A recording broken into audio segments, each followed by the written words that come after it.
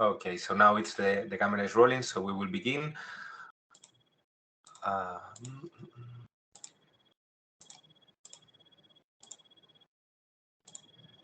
Okay, so let's begin with this webinar. So first of all the recording and the presentations will be available in both the annual theme and in the STEM feature groups. So you will, in a few days, everything will be uploaded there. So let's begin with this webinar titled New European Bauhaus and STEM, Collaborative Virtual Spaces. So what's in the menu for today? So first of all, we are doing this presentation. It will be very quick, just to share what are the STEM and the New European Bauhaus feature groups and what are their objectives, how you can be part of them if you are not already. Then we will, I will leave the floor to Natalia, and she will be explaining her group and also why is it important, the role this annual theme has in, why is it so important for the European Commission and how it helps us to deliver a new future, no? All this new European Bauhaus. Then we will have Isabel Crespo, and she will be talking about collaborative virtual spaces and specifically regarding Europeana. She will speak a little about Europeana and then on this mentoring program, which is the Build with Bits. And on fourth place, I will again get the floor and speak about a good example of this Build with Bits experience, the project that we did at my school. And finally, we will, all the speakers, we will try to answer your questions, either the ones you have posted in the chat or either the ones you have done in the three-sider. This three-sider, I will later share the link in the chat. It's a place for you to upload your questions regarding what the speakers are saying, or you can also put them in the chat and we will collect from there. So first of all, let's begin. Who are the keynote speakers in these webinars? So, well, first of all, in order of appearance, let's say, so it's myself, Rafa. My name is Rafael Montero, and I'm a STEM science, technology, engineering, mathematics teacher in an upper secondary school in Spain, and I am the European projects coordinator at the school. So everything that has to deal with eTwinning or Erasmus, it's, let's say, right from my alley. So it's something that I am very interested in. And I'm also the moderator of the STEM feature group, but more on that later. I am also a Scientix ambassador. Scientix is the community for science teachers in Europe. And if any of you is a science teacher and would like to know more regarding this Scientix thing, please feel free to send me an email and I'll try to help you with it. I have left there my Twitter account because I usually post all the professional things there. So if you want to keep track on whatever I am doing at the moment, that's the place to look. Here we have Natalia, and she will later also present herself. But as you can see, she's a primary teacher in Athens, in Greece. We have several points in common. So she's also dealing with international projects, safety and eTwinning in her school as a coordinator. And she has been in eTwinning since 2005 and an ambassador since 2015. And she's the moderator of the annual theme feature group, which is, as you may know, the New European Bauhaus. You also have her link in Facebook and in Twitter, which is @annualtheme. Then we have Isabel Crespo. Isabel Crespo works at Europeana, and she develops partnerships with relevant players in education, including ministries, industry, and non-profit organizations, all in order to promote the use of digital culture. She has a bachelor degree in political sciences, a master of arts in cultural management, and a master of science in corporate communications. She has worked as a consultant for the public sector and in the Museum of Contemporary Art of Barcelona. Let's switch to the Twinning STEM group. So what is the Twinning STEM group? First of all, how do you find it if you are not a member yet? You have to go to the groups tab in eTwinning. As you may know, the platform is changing. We are now coexisting, both the old platform and a beta version of the new one, but groups are still in the old platform. So you have to go to the original, let's say, the Twinning platform and go to a Twinning live, go to groups. Then you have to put STEM, and it's the first one that comes up. So we are over 10,000 members there. It has been one of the first feature groups, so it has been active since 2015. And we do, well, many things, but specifically we try to promote science, technology, engineering, and mathematics, and any kind of activity or subject or a twinning project that deals with them. And we are also very focused in spreading the word regarding the European level STEM projects. So everything we try to help our partners to Erasmus, do projects dealing with STEM in a twinning. So it's all this kind of dissemination is another thing that we do. So that is all on my part, and I leave the floor to Natalia. So Natalia, now it's up to you. Thank you very much. Hello. Sorry for the delay. Let me share my screen. I think that you can see it now. If not, if the slides are still delayed. We are seeing now your presentation, Natalia. Okay, thank you very much, Rafa. And I should start with that.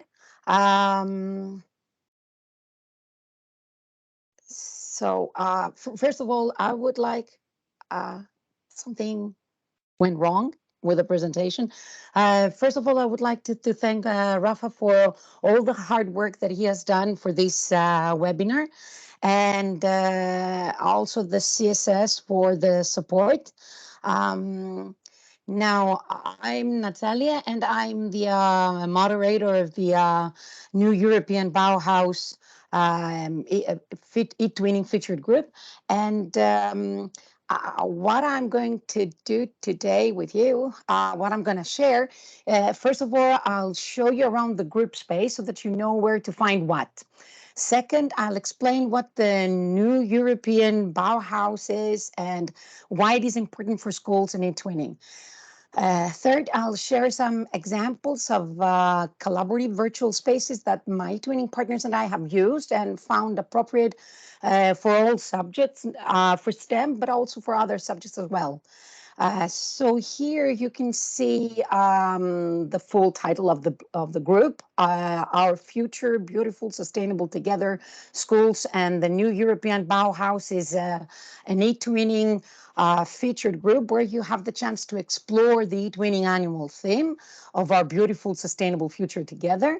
It's a theme that is very rich, so it is divided into three main sub-themes: beauty, sustainability, beauty in the form of aesthetics, sustainability, and inclusion.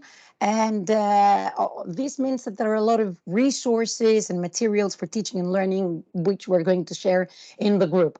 On the left, you can see the tiny URL for the link to the group. You can type it, or that's on the left, sorry. And on the right of the screen, you can see the QR code for the group. You can grab your mobile phone, scan it, and enter the group. And then you can either click the join button on the right of the screen if you're not a member already. But if you are, you can browse, you can take a look at the group, what we are going to do together right now. So just a quick tour of the group space. On the home page, you can find updates on what has been done so far within the group, and you can also see all the announcements about future activities and online events. There is also a pinned announcement like this one here about today's webinar. On the homepage, you will find announcements about the events planned for autumn. For example, more specifically, there are going to be two. One in September, a partner finding fair with a creative classroom and the ESL featured groups. It's going to be co-organized with these featured groups. And another one in October 2022, an event that is going to host your good practices, the things that you have done well in terms of beautiful, sustainable, inclusive learning spaces, and the things that you want to share regarding these learning spaces. There are going to be more info soon, so stay tuned. Now, here on the left, you can see where you can find news about professional development opportunities offered at European level. And on the right, you can see the page entitled In Contact with Members, where the communication channels to get in contact with you are described. You can find the annual theme group on social media, but you can also share your email address in the Google form. You can see it at the bottom of the page, just above contact info. There is a link. I'm going to share it in the chat as soon as I'm done with the presentation. And there you can add your email address and we can contact directly and keep you in the loop with all the new activities and professional development opportunities and the resources and events. Now, an overview of the group space, that's a sort of a side map. The group space consists of 4 parts: learning, teaching, news, and activities. And there are emojis marking the activities so that the group members can easily spot them, identify them, and participate in them. There are also teaching ideas, suggestions for teaching inclusion. You can find them. You can find a screenshot of the teaching inclusion in class page on the right, and there is the teaching sustainability in class on the right, where you can find eTwinning projects, practical ideas, successful practices. Teaching in blended and hybrid environments comes next under Beautiful School, so stay tuned for that as well. There is a calendar of activities, and I said that each activity is marked with an emoji so that it's easy for you to spot. Now there are the 2 top activities. The ice-breaking one is one that you can participate in. You just need to pin yourself on the map there and share some information about you. And the second one, it's about sharing positive material in the form, not any material, just happy songs in English or in your native language.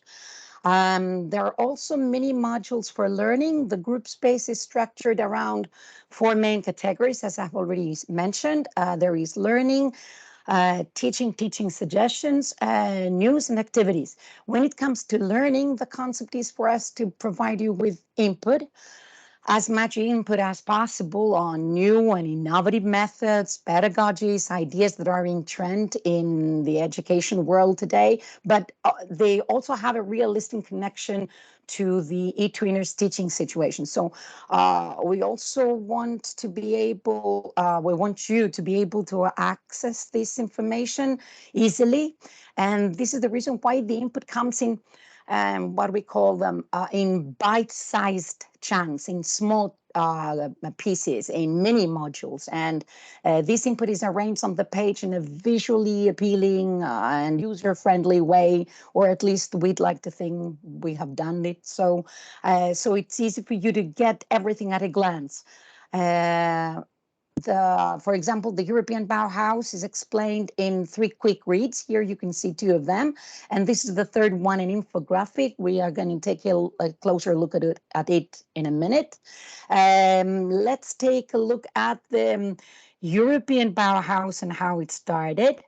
And the Bauhaus was a school in Germany during the period between 1919 and 1933. With teachers such as Vasily Kandinsky and Paul Klee, the Bauhaus was the cradle of modern design. It was a laboratory for experimentation, and it was free for all, so that it had this inclusion aspect. that we try to reproduce today in the new European Bauhaus. People from different backgrounds all lived in close proximity to one another. And apart from the inclusion element, there was this creativity element. They were thinking out of the box, designing, and actually creating simple, beautiful pieces of work, functional pieces of work, innovative ones that could make living easier. Now let's see what's the new European Bauhaus. Okay, the basic concepts of it. It is an initiative that covers aesthetics, sustainability, and inclusion. The central idea is for scientists, artists, technologists to come together, bridge culture, art, technology, and science, and design together. This togetherness requires effective communication and collaboration, as we know from eTwinning projects. And they bridge all these different faculties together in order to design future ways to live together. Another inclusion point. Everybody should be included in the new European Bauhaus community. Everybody should have access, and everyone should be able to afford the final product that is designed. And all this takes place while protecting our planet. This is the point where the European Green Deal comes in. So roughly, that's the new European Bauhaus. When it comes to schools, the new European Bauhaus is transforming. Is an initiative that transforms and can help us make the most out of the human resources that our schools have, so that we can create our blissful future together. How can we do that? We can create this blissful future by creating quality learning environments, which underline sustainability, inclusion, creativity, technology. So actually, the new European Bauhaus group focuses on learning spaces and how we can turn them into more sustainable, inclusive, and our students should take the lead, and they should take on roles, and they should be able to work together, while whereas as teachers we should be more of learning designers and moderators and facilitators, not the ones possessing the authority. And here you have parts of an infographic that can be found in the group, where each one of the three words, beautiful, inclusive, sustainable, is explained, what is its meaning, and what is there, and also what else is explained is what beautiful schools, inclusive schools, and sustainable schools should do. As I said, this material is accessible in the group space, and you can have it. You can take a look at it and see what you need to do. Now, virtual spaces. I thought that maybe I'm relatively new to these virtual spaces idea. So I thought maybe we could start with a definition, so that we know that we are all on the same page. A virtual space is a computer simulated environment populated by many users who can communicate with others using textual or graphical representations. Interaction with the world takes place in real time. If you do something, it happens pretty much when you do it. The world is shared. Other people can play in the same world or in the same space at the same time as you. It is a collaborative place if you can work there along with others. So I'm going to show you a couple of tools and spaces that we have used in this sense of interacting at the same time on the same Canva and creating together. AG.io is a collaborative painting application that has some of the features of a virtual space. Many users can work simultaneously on the same interface, provided that they have a reliable internet connection to load the new stuff they draw. Each user has a different layer to work on, and there is a chat tool for communication purposes. We use it with six-year-olds to co-draw their eTwinning project logo for an eTwinning project called Be World. Google Drawings is a painting app that resembles a virtual space in the sense that multiple users can work at the same time, at real time, and they can also use the comment tool to communicate. We have used it with 7-year-olds from 2 schools from Greece and Belgium to go design a garden for their robot bee. Figma is a collaborative interface design tool that resembles a virtual space because different users can work at the same time, at real time, on the same design, and they can use the command tool to communicate. We have used it with 10-year-olds who created their dream school for the Street Stories eTwinning project. And this is CoSpaces is a virtual collaboration space. It's a collaborative mixed reality web-based application, and we've used it with 8-year-olds who co-built their house in the middle of tech wonders. Actually, Lamia Bursa Yazil, she was my partner, and she was the one who spotted this. She's an expert on using CoSpaces. And Art Steps is another collaborative website. There is also an app which can be used to design virtual exhibitions. We've used it with 11-year-olds who created their gallery for their dream school creations for the eTwinning Project Volunteers Challenges. So that was all from me. Thank you very much for your attention. And now let me pass the floor to Isabel, who has more specific, more expert information to give you. Thank you very much, Natalia, and thank you very much, Rafa, for inviting me on behalf of Europeana initiative to spread the word about what we are doing. It's always impressive to see how well organized teachers in eTwinning are, how well connected you are, and how well you explain a lot of things, like a very complex concept like the new European Bauhaus in just a few minutes.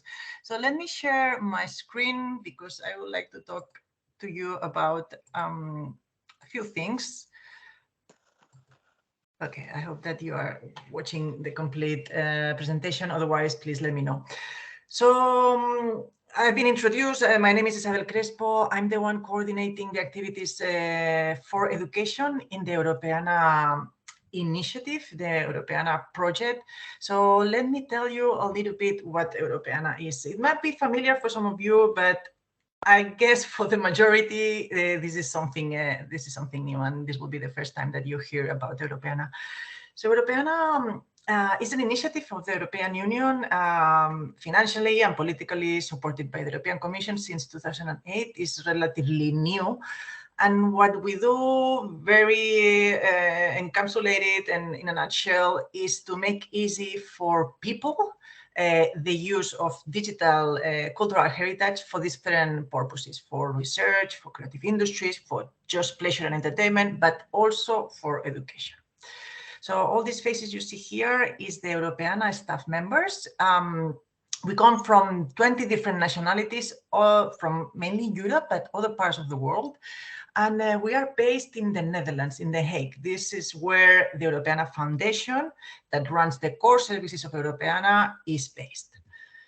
We are mainly known because of the Europeana.eu platform. This platform gathers more than 50 million objects, digitized cultural heritage items, drawn from galleries, libraries, archives, museums all over Europe, in many diverse formats, image, sound, video, CD, newspapers, manuscripts, you name it.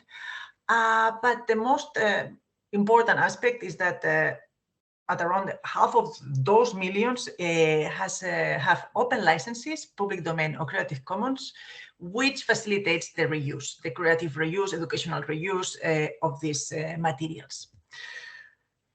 this project, it wouldn't be possible, and this amount, huge amount of content wouldn't be possible without the collaboration of 1,000 of institutions all over Europe. We don't work with each of those 1,000 of institutions because 60 people wouldn't be capable to manage this, but we work with the national aggregators. These are institutions, mostly at national level, that collect, ingest content from their CHIs, cultural heritage institutions in their country. But of course, behind these institutions, there are always people, right? Individuals that raise awareness, advocate for open their collections, the collections in their institutions, lobbying internally, but also externally, to make these collections available, accessible, democratize the access to culture. A bit, I was thinking this is really pretty much aligned with the European Bauhaus values. So this is what we try to do. Open access for the content that belongs to all of us. The Europeana initiative has different bodies. The foundation is the one in charge to run the platform that I just showed you.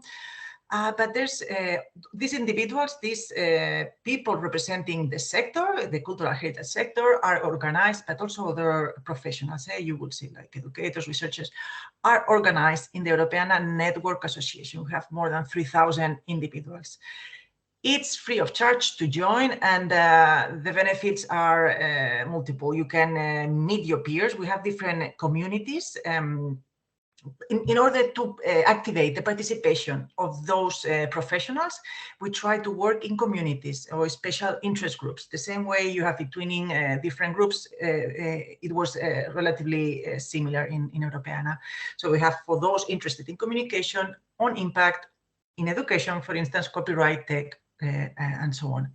So it's a way that you'll be on top of what's happening in Europeana. You will meet your peers, people like-minded, people like you, participate in European projects or know about these European projects that might be relevant for your practice. So we invite everyone to take part of this project.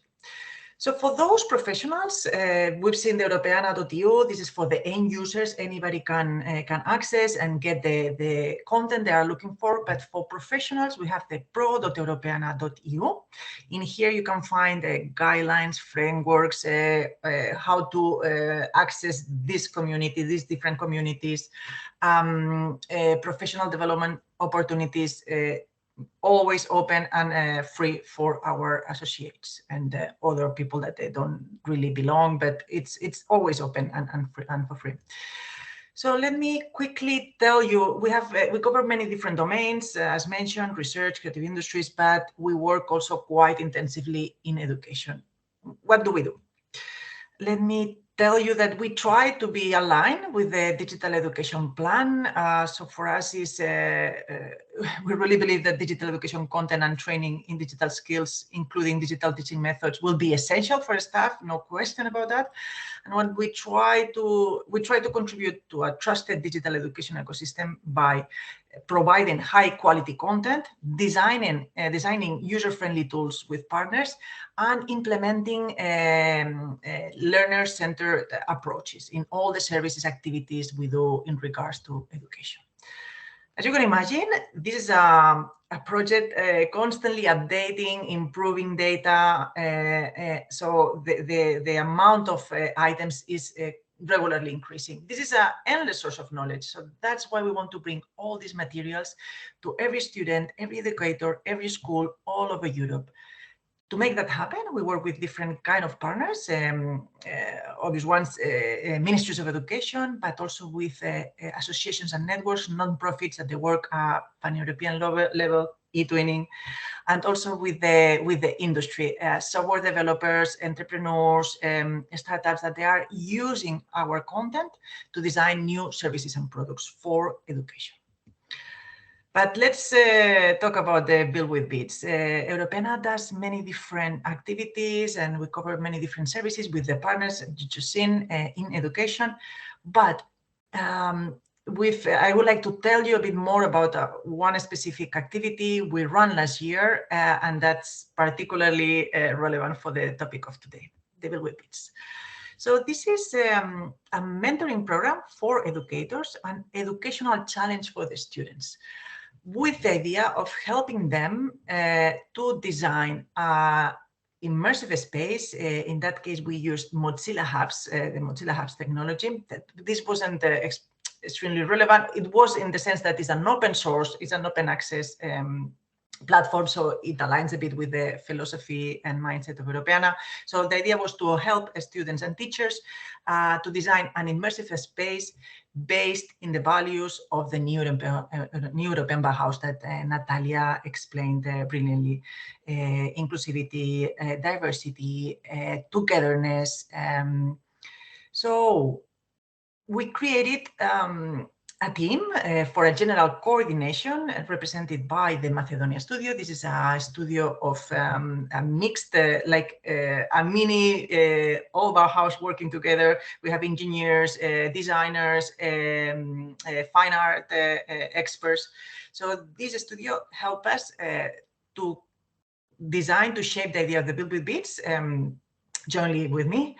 And then what we had was clearly clearly for us was that we wanted to reach many teachers in their national language, because we know that sometimes language might be a barrier to participate in our activities. So at that time, in this case, we wanted to make possible through facilitators be more accessible for other teachers. That's why we had for Portugal, Spain, Italy, and Greece, we chose a group of countries. We couldn't cover all European countries because budget is always limited, as you know. So we decided to go for the south of Europe. And this is a community of teachers that we have for a few years already quite a good engagement. So the program consisted in 8 weeks of learning pills. So of the learning process was at around 8 weeks. And we left, it went from October till the end of December, leaving the month of December for teachers to work with the students. They could start any moment, but we knew that was a bit stretch program, and maybe we didn't, I had to say, we weren't aware about how long it took to teachers to get familiar with the tools. But okay, after 8 weeks, teachers started to design and shape their prototypes. By the end of December, they had to submit their prototypes. The prototypes, we consider that, as you can imagine, an immersive space can be filled with many objects, and it's impossible to finalize a project like this. So 31 December, they had to submit their prototypes. And after that, well, let's talk about the takeaway. Why was this program important? Through the mentoring program, students and teachers, what did they get? They become active participants in the discussion of the future of Europe. They learn more about Europeana and the open content that we provide, and the importance for and the value for educational practices. And they discover new digital technologies for teaching and learning, increasing their digital skills. And also, they increase their problem solving and collaborative skills by interacting with peers. Because we used several tools, among them Discord. This is a platform where I think it's quite used in education. So if you haven't been working with it, I think young audiences are quite familiar with it. So we created a few channels where teachers, the team of Macedonia, work together over all these weeks in the learning fields and the training sessions. We also had a Notion page where all the materials and resources produced are available for anyone. So anytime you can access it and reproduce yourself all the program. And here I just added this QR code for those who want in a glance, because it's like 6 video tutorials. You can get familiar on how to create a Mozilla Hub space just by following these videos. I'm not gonna show it. You can anytime through the QR code. So it was, we wanted to include like a gamification approach to this event. So it was a contest, it was a competition. It wasn't the main aspect, of course, but we wanted to encourage people to improve their projects and make the best out of them. So we had one winner per country. And because of the great projects submitted, we had to come up with two special mentions. The best project inspired by the European Bauhaus and the best project that use better the Europeana content open licenses. We had a jury established by the Macedonia, the consultants team and myself, and we follow a certain of criteria that, of course, took into consideration the European Bauhaus values, the use of Europeana open license materials, and some more like originality in innovative project and few more. So the prizes,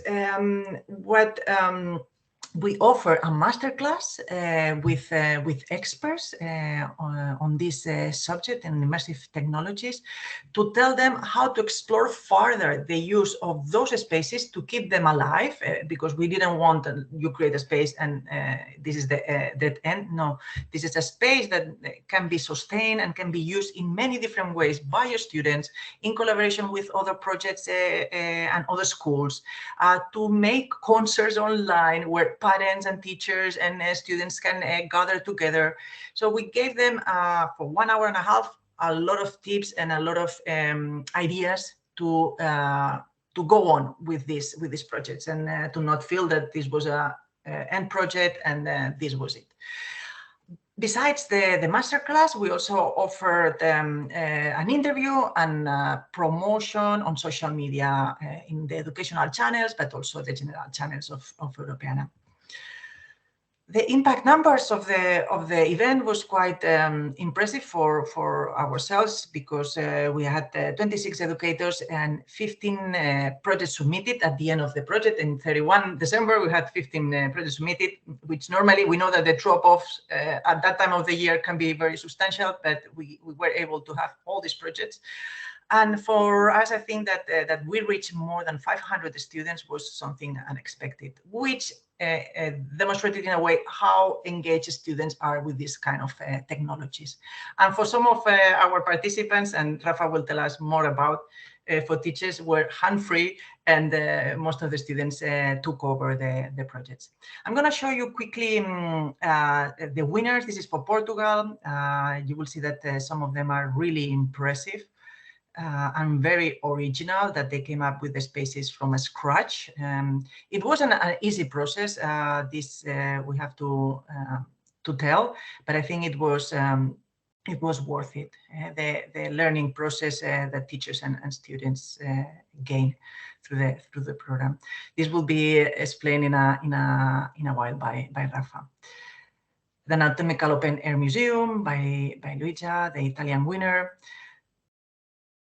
This is we invited primary and secondary school teachers, and some of these spaces were made by primary school kids. I was speechless sometimes when watching them. This is the new European Bauhaus Best Project and the Best Europeana project for the original use, let's say, of our open content. So what's happened? What's going to happen with this project? What's next? So we already are running the Build with Beats 2 with a link to Brussels, because we wanted to liaise with the festival that took place last week from 9 till 12 June.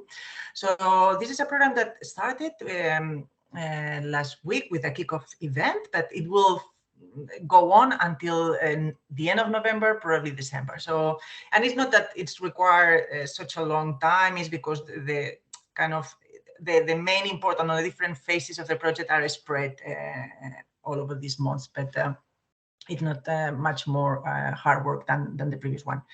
So we have a new alliance of partners. We are running this program in partnership with the House of European History and with Lucas School of Arts. This is a higher education institutions in Brussels, and the House of European History is a museum in Brussels that you probably have heard before. So we wanted to create these links with a local area, Brussels, in that sense. But well, the program is going to be a bit different because we've started during the kickoff event by collecting ideas from citizens of Brussels, but from other parts of Europe. Who wants to address a local issue. So it was kind of a citizen lab, a lab of ideas, where we started to think about how may I solve a problem that surrounds me in my town, in my city, that I want to address. An example, the church of my town is running down. What can we do to stop this process? This was one of the examples. So the best ideas will be selected and will be shaped by the fine arts students from Lucca. That also, again, it's a very diverse group of students because they tackle different disciplines, not just fine arts, but also design and architecture and many more disciplines of the Lucca School of Arts. So these students will bring into life in an immersive space the ideas of all these people that wanted to address a problem. So I'm taking an opportunity of this moment to invite you to take part of this project. Until 12th July, we are going to collect all these ideas. So think about something that is happening in your neighborhood, in your city, in your town. Think about institutions, people representing institutions that are aware of this problem and that you want to liaise and you want to make something in partnership, and let us know. Because we can help you to find a solution by prototyping this space in an immersive, through an immersive technology and creating this prototype. So the first phase has started with the kickoff event and now collecting all these ideas. And then there will be the matching with the Lucca students. And in November, so this is going to be a long process. And then in November, we'll have a week where all the students will get familiar, they will receive learning pills, and then we'll start to create those immersive spaces. So I'll give you a few seconds now to take your phones and fill in the form before 11 July. And if you want also to know more about the project, because we didn't have a lot of time to tell you all the details of the program, all the deadlines, but please do now have a look or keep it in your agenda and have a look Monday. This is all from me. Thank you very much for your attention.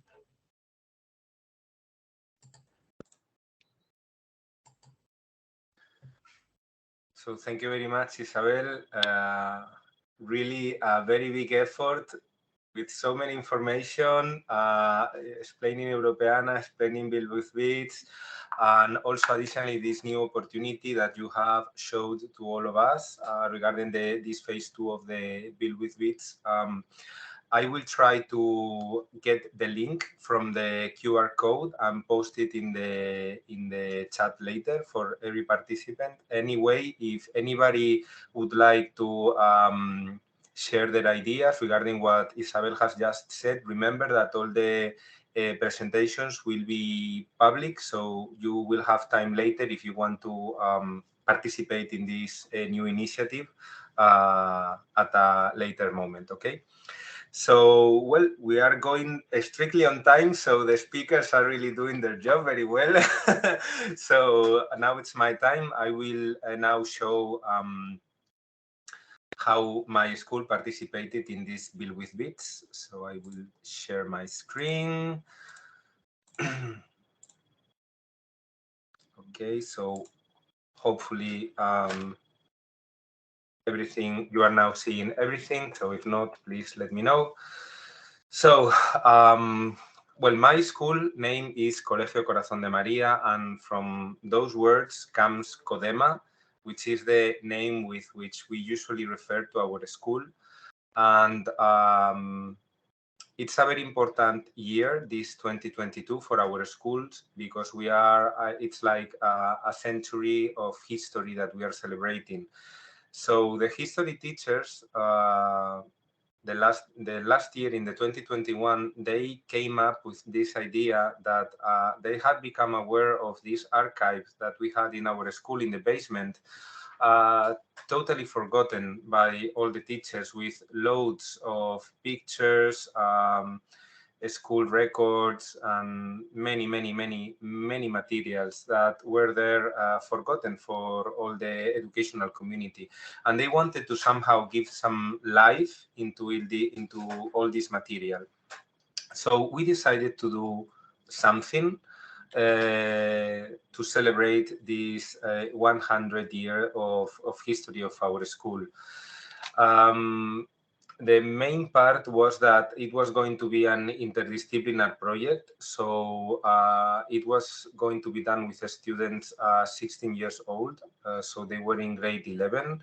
And this was going to be done via the scientific culture subject and the history subject. So two subjects, one of them more science oriented, the other one history, more in the social studies. But we needed to find something in common. So first of all, the teachers, we organize things. As you know, this is key for the success of any project, because if there is not a strict planning, then the school year washes over us and nothing gets done because so many things are urgent. So this was key for the success of the project. We organized ourselves and we make sure that we had times set for all this project. Then we had already this idea, but then it was the moment when we got noticed of this opportunity, which was the Build with Bits mentoring program from Europeana. And as Isabel has said, this was a mentoring program. So it had two parts. One of them was for teachers. We were going to be receiving some training on how to incorporate these virtual spaces into our teaching. And on the other hand, then we had to work with our students and somehow produce a project that it was going to be delivered to this contest, which, as you know, students love contests, so it was also very motivating for them. So all in all, we finally decided to do some digitalization of all these archives, and then we were going to produce like a virtual museum where we could showcase all these materials that were going to be digitalized. So first of all, you can see here all the students with all these pictures that we had digitalizing, and it was very easy and straightforward because we created folders in OneDrive, and the students uploaded directly via their phones. They were taking pictures. You know, now they have these tremendous smartphones that are extremely good for taking pictures. So we uploaded the pictures directly into this OneDrive folder. So everything was kept in the, let's say, in the cloud. So it was very quick and easy. And this was so much fun for the students. I sincerely recommend you, if you get a hold on this kind of archives in your school, allowing the students sometimes to go through all these archives and see old pictures and how were things in the past and how they are now, all these, checking the differences, really was very interesting for them. Excuse me. Not only that, but we also, one of the students, he is very interested in doing podcasts. So he came up with the idea of why don't we do interviews, and we use this platform, which is eVox, and we upload their interviews to key figures of the school, asking them how was the school before, how is now, and especially what is going to be the future. What, in your words, what do you think is going to be the future of the school? So this enriched a lot all the project. So it was not only this digitalization, but also these interviews. This was totally, as Isabel said, the students doing. I mean, The project motivated them a lot, and they felt really engaged. It was their own project. They took decisive steps on where things were going and how things were going to be done. So this is a good example. The teachers, both the scientific culture teachers or the history teachers, we didn't have the idea of these kind of interviews. It was totally the students' idea. So they managed the interviews themselves and all the editing, all the uploading to the ebooks, podcast thing. So really incredible. And so there was also let's say the virtual spaces part. So first of all, I have to say that there are two ways of approaching using virtual spaces in education. And there is a very easy way in which you just go and, let's say, copy paste an already made virtual space, and you populate it with the resources that you want, and then you allow the access of your students. So your students get inside this virtual space via an avatar, and they can go through all the content that is already available there. And there is a second way of using it, in which you from scratch create the full 3D model. I had two students who, with the help of David and Daniel, who are the Macedonia team, the mentors who help us in this project, they help these two students to elaborate from scratch a replica of our school hall and of our school building. And it was all done in Mozilla Hubs. So I had already put in the chat the link to Mozilla Hubs, so I sincerely recommend you. I think this is going to be, many of the people, as you can see here, already make use of it, as Natalia has shown us several examples. But I really believe that this is going to be, with each passing year, more and more seen in education. What we did was these two 3D models. So you can see one of them is our school hall, and the other one is all the exterior building. And it was so much fun. I mean, these two students, they developed the 3D model, and then the other students who did the interviews, they put them available in the 3D model, and the ones who created the archives, they uploaded them also. It was like a virtual museum.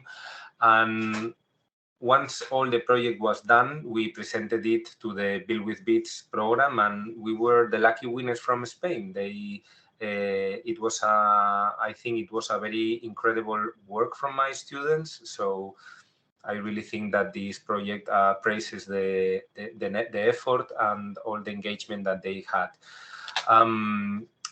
That finishes with one of the parts of the project, which was the scientific culture, but then came also it's an interdisciplinary project. So there is also the part of the history students and the history teachers. This came at a later stage because they needed that we, first of all, created let's say, the foundation, which was all these 3D models. And now they enrich the original 3D model with what we had done, with even further content. So they even digitalized even more, because, as I told you, 100 years gives a lot of archives. So we have tons and tons of pictures and of things to show. So it all got more digitalization. Additionally, the history students, they were given keynotes by some specific history figures of our school. Here you can see, surrounded by the students, there is Padre Arturo Muño, who is a Claretian priest, who is now he's retired, but he was a history teacher for many years in the school. So he could give a very particular vision on how the school was in the past and how the school is now, which was of particular interest for the history students. And the history students, additionally, they did some investigation on the history of the school, and they produced some work, which all was collected by the history teachers. You can see some screenshots here of all the work they did. And this was, let's say, like a very rounded project because it got a lot of attention in media, in press, and in TV. So we were very lucky, and we had the chance to disseminate the project in the press, in 2 newspapers. But not only that, we also had the backup from Europeana. So they also highlighted in a post in their web the project, and also in the regional Ministry of Education from my region, they also highlighted the project. And besides that, which was extremely interesting for the students, was that we also had the visit of the TV. So they came to the school. This is the regional TV from my region, and the students were interviewed, which was extremely amount of fun for them. And as you are going to have the presentation later available, you have, if you want to see, it's in Spanish, but if you want to see the video is already there, so you may be able to watch it at a later moment. So, excuse me, that is all on my part. So I want to thank you all, and we are again on time. Very good. So now it's the moment to share some questions the participants have had, or please feel free, if you have any questions, don't hesitate to put them in the chat. So let's check. Yeah. Rafa, there are some questions on the Tricider. Okay. And I should also tell you and Isabel that the participants were very enthusiastic about the ideas you shared about the Europeana and these collaborative virtual spaces and the project ideas. Would you like me to read? I think that all the questions are addressed to Isabel, but I'm gonna check and be sure about that. About the Europeana platform, is it going to join is it going to be merged with a new European school education platform? We are, I wish we would, but it's totally different purpose, because the Europeana.eu is open to anyone, to educators, to students, but also to those who just love history, art, mathematics, engineering, that want to use digitized cultural heritage, scientific and artistic, because we want to get rid of this idea that cultural heritage is just around humanities and art. Cultural heritage covers everything you can imagine. It covers sports, it covers natural history, it covers mathematics. So you can find even academic reports. And we were in a workshop with Rafa last weekend, and we had some comments from teachers that they could work with academic papers with the students that were in upper secondary and were going to start to read this kind of documents in few months. So everything that you can imagine, it's in there. That's why the portal will remain independent and will remain open to anyone. But of course, we would love some activities, some initiatives that in regards to education, I'm sure that will be publicized, announced, and they will find the links with the new portal, because we are friends of eTwinning, friends of the School Education Getaway, and we are aware of this merging process. So hopefully we can find new synergies and offer the content the same way we were doing until now. Great, great. Thank you very much, Isabel. And there is one, there are two more actually. Are these platform, the Europeana platform, appropriate for children going in the kindergarten, for kindergarten children? Yes, it's very difficult to really filter by age. This is something that we are not able to manage. You can imagine that it's more than 50 million items, very diverse, all of them with very diverse metadata. The quality of the metadata, it's not provided by us, it's provided by the institutions themselves. So this is a very difficult process for us to really offer what you are looking for, because a teacher might look for information in a specific way, but a researcher might look in the quality quality of the information in totally different, and they would like to filter in a different manner. So this is, you have to be aware that the platform is open to anyone, open to many different kind of purposes. There's content for primary. There is. Actually, in our initiative, we are working with teachers from all over Europe. We have a collaboration with European Schoolnet that I'm pretty sure many of you know. This is a network of ministries of education. So with them, since 2017, we wanted to create a group of professionals, experts in education, like Rafa for Spain. So we had teachers representing different countries. So, and at the same time, teachers and educators working at with different age level in education. So that's why we've been researching and knowing how teachers for primary and teachers for secondary are looking for content, searching for content, and creating learning scenarios. So there is content. There is ready-to-use content. I mean, you don't have to reinvent the wheel, and we know that Europeana.eu sometimes can be a bit exhausting when trying to find materials. So that's why with all these teachers that we've been working since 2017, we've created a platform, another platform, sorry, I know there's too many platforms in this world, but one more, that is Teaching with Europeana blog.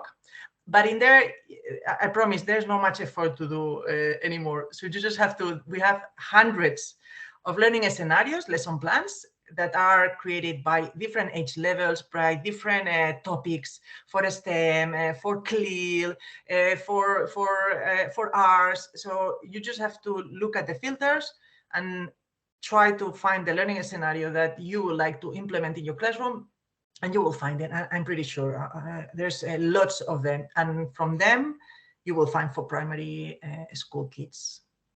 Sorry, maybe it was a bit too long. You've been great. Thank you very much for all this information. Teaching with Europeana is the blog that you have created and where we can find information and learning scenarios and lesson plans. Excellent. Thank you very much. And the last question from the Tri-Sider is about the cost. Are these joining the Europeana, using the resources, is it for free?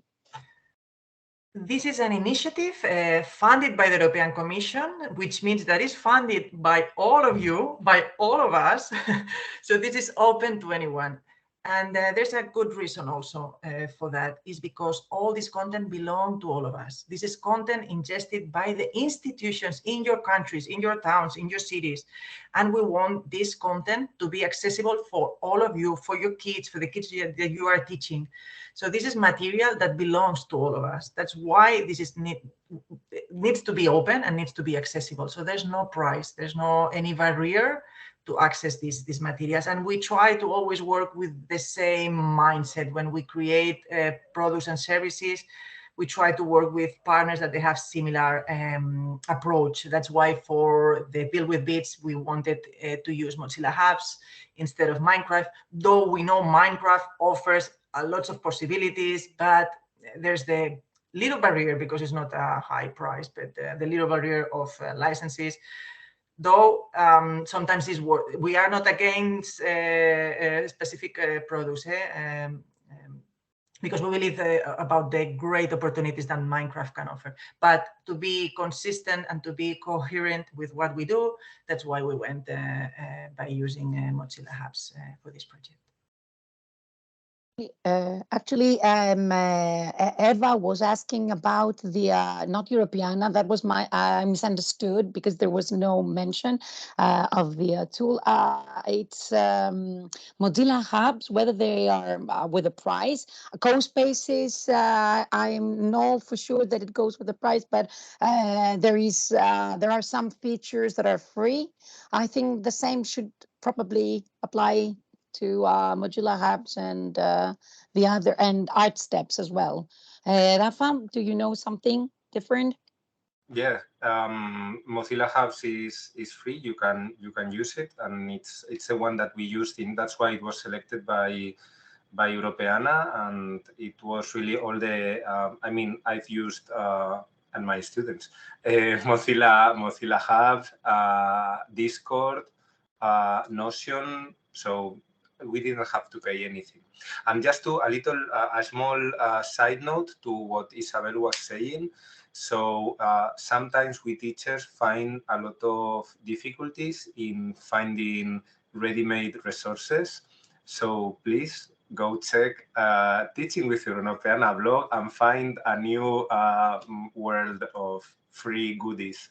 So I really recommend it. It's, as Isabel said, you can filter. The idea is not that you have lesson units already made there, but the important thing is not that there are ready-made lessons. The important thing is it's a source of inspiration for you. It's content made by teachers for teachers. You have from all levels, from kindergarten to high school. There are even vocational, I don't know how is the word, but vocational. And from all these, let's say, educational trends, so CLIL, gamification, learning, project learning, inquiry learning, everything. So I know it's not the focus of this webinar, but I really would like to spread the good news. Thank you very much. Of course, I'd like to thank the participants. They seem to be very, I said already that they are very enthusiastic with all the inspiring information that you have provided. I'd like to thank Isabel for giving us so much information, and for I think that even language teachers that have nothing to do with STEM would be very much interested in starting a project with Europeana. Thank you very much. Rafa, I'm lost for words for all the things that you have done before and during this webinar. Thank you very much. Has been a pleasure. And well, thank you very much, Isabel, for being there and always joining in. I know that you are very busy, so thank you very much for finding time for sharing with all these participants and all these eTwinning teachers, all the news about Europeana. And I think the last words should go to our keynote speaker. So, Isabel. Oh, thank you very much. I'm touched. But totally the contrary. Seriously, and these are words that comes from my heart. I'm always inspired by teachers and educators.